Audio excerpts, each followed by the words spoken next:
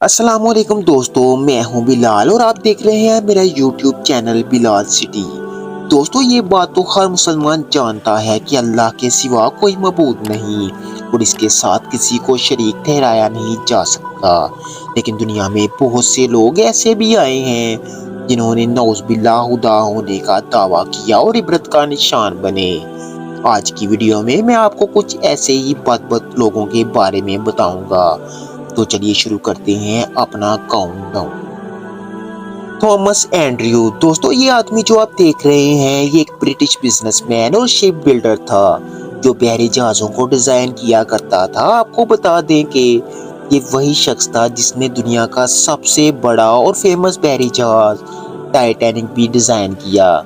वैसे तो ये एक बहुत ही अच्छा और मशहूर डिजाइनर था, लेकिन ये अपनी काबिलियत की वजह से कुछ ज्यादा ही गरूर में आ गया।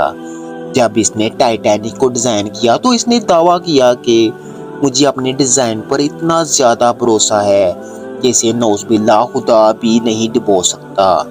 लेकिन जैसा कि आप सब जानते हैं कि जब टाइटैनिक को पहली बार समंदर में उतारा गया तो ये अपने पहले सफर के दौरान ही डूब गया और इस शिप में बड़े बड़े बिजनेसमैन भी मौजूद थे जो अपनी जान से हाथ धो बैठे। दोस्तों, आपको बता दें कि इस जहाज का डिजाइनर एंड्रयू भी इस हादसे में मारा गया। कुदरत का निजाम देखिए, जब ये जहाज महफिल सफर था तो इसमें चट्टान टकराने की वजह से बड़ा क्रैक पड़ गया और कुछ ही घंटों में ये जहाज हजारों अफराद के साथ समंदर की तह में चला गया। इस आदमी ने खुदा की कुदरत को चैलेंज किया और अपने बनाए गए जहाज समेत समंदर में चला गया। कहा जाता है कि आज तक इस आदमी की लाश तक किसी को नहीं मिली।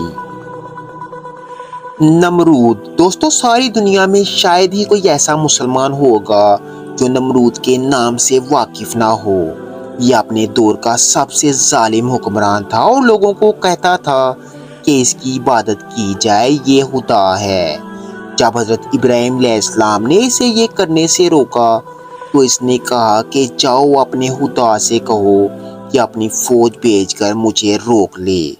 दोस्तों, ये वही गलीज इंसान है जिसने हजरत इब्राहिम अलैहिस्सलाम को आग में फेंकवा दिया था, लेकिन ये आग आपके लिए ठंडी कर दी गई थी। इसके बाद अल्लाह ने इस पर और इसकी कौम पर मच्छरों की एक फौज भेजी और ये ऐसी फौज थी जिसने ना सिर्फ इनका खून चूसा बल्कि इनका गोश्त भी नोच कर खा लिया और वो पूरे की पूरी आबादी और लश्कर तबाह हो गया।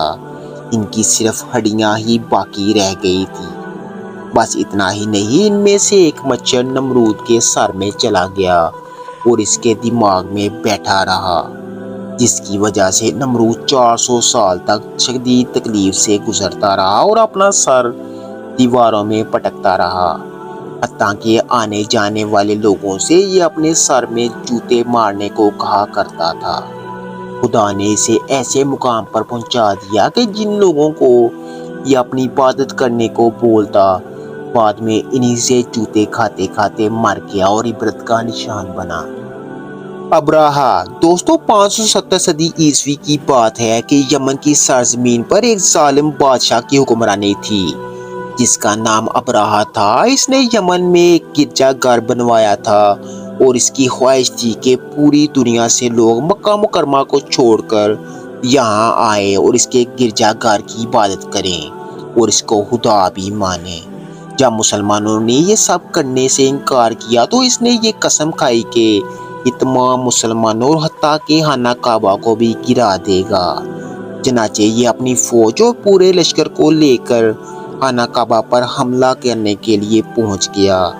इसकी फौज में हजारों की तादाद में हाथी भी मौजूद थे। दोस्तों, जब ये जालिम खाना काबा के करीब पहुंचा तो इसने देखा कि आसमान पर एक बहुत बड़ी तादाद परिंदों की इस तरफ बढ़ रही है और उन्होंने खाना काबा का तवाफ करना शुरू कर दिया। ये खुदा का बहुत बड़ा मौजा था कि इसने अपने घर की हिफाजत के लिए एक परिंदों की फौज को भेज दिया। दोस्तों, इन परिंदों को देखकर अब्राहा की फौज के हाथी बुखला गए और इधर उधर भागने लगे, जिससे बहुत से लोग इनके पैरों तले रौंदे गए। बस इतना ही नहीं, इन परिंदों ने अल्लाह के हुक्म से पूरे लश्कर को पत्थर मार मार कर तबाह कर दिया। اس حوالے سے قرآن پاک میں ایک سورت بھی نازل کی گئی جس میں صاف صاف بتایا گیا تھا کہ اس قوم کے ساتھ کیا ہوا۔ اس سورت کا نام سورہ فیل ہے۔ فرعون۔ دوستو، اگر فرعون کو اسلامی تاریخ کا سب سے ظالم اور بدبخت انسان کہا جائے تو یہ بالکل غلط نہیں ہوگا۔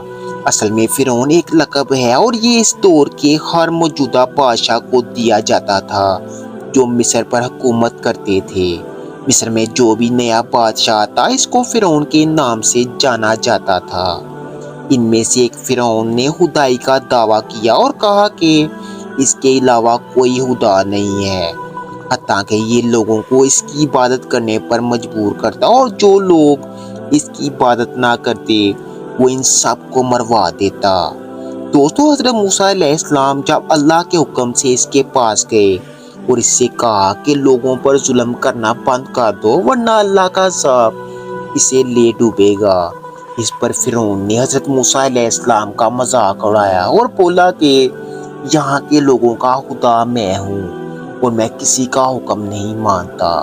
اس بدبخت نے حضرت موسیٰ اور ان کے پیروکاروں کو قتل کرنے کا منصوبہ بنایا۔ پھر اللہ تعالیٰ نے حضرت موسیٰ علیہ السلام اور ان کی قوم کو دریائے نیل پار کرنے کا حکم دیا۔ فرعون نے جب ان کا پیچھا کرنا شروع کیا تو اللہ کے حکم سے موسیٰ علیہ السلام اور ان کی قوم کو دریا نے رستہ دیا اور فرعون اپنے لشکر سمیت اسی دریا میں غرق ہو گیا۔ ویسے تو فرعون دریا میں ڈوب کر مر گیا لیکن اللہ کے حکم سے دریا نے بھی اسے باہر پھینک دیا اور لوگوں کے لیے عبرت بن گیا۔ ہزاروں سال گزرنے کے بعد بھی فرعون کی لاش مصر کے میوزیم میں ذلیل ہو رہی ہے۔ تو دوستو، آج کے لیے اتنا ہی۔ ویڈیو کیسی لگی کمنٹ سیکشن میں ضرور بتائیے گا۔ پھر ملیں گے ایسی ہی انفارمیٹیو ویڈیوز کے ساتھ، تب تک کے لیے اللہ حافظ۔